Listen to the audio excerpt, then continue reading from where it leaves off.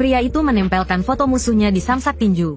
Lalu, ia memukul samsak itu sesuai arahan pelatihnya.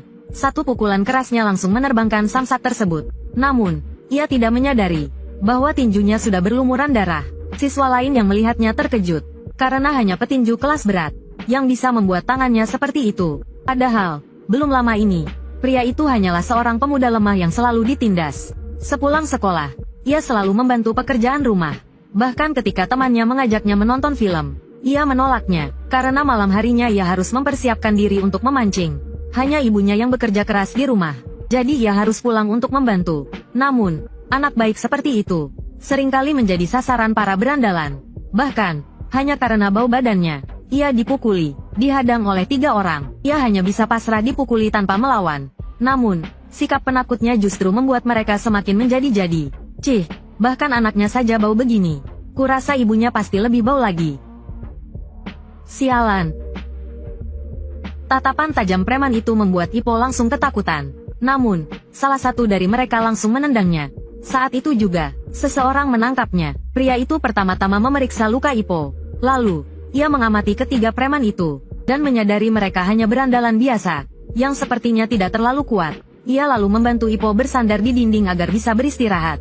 Para berandalan itu merasa diabaikan, jadi mereka menyerangnya. Tanpa disangka, pria itu hanya perlu menghindar 2 kali, untuk menghindari serangan mereka dengan mudah.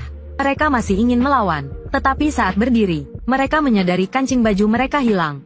Ternyata, saat pria itu menghindar tadi, ia juga mengambil kancing baju mereka. Para berandalan itu tahu mereka berhadapan dengan orang yang ahli.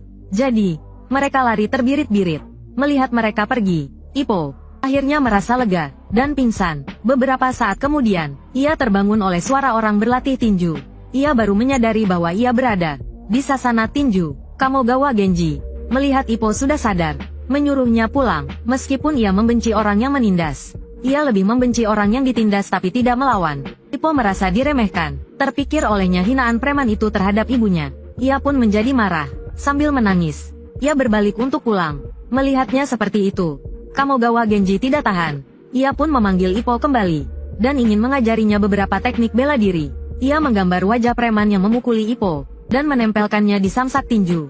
Lalu, ia menyuruh Ippo untuk mencoba memukul samsak itu. Ippo pun memukul samsak itu dengan lemah.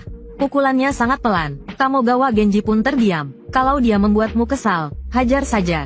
Akhirnya, pukulan keduanya mulai terlihat seperti pukulan sungguhan, tapi kurang bertenaga. Jadi, Takamura Mamoru mengajarinya beberapa teknik.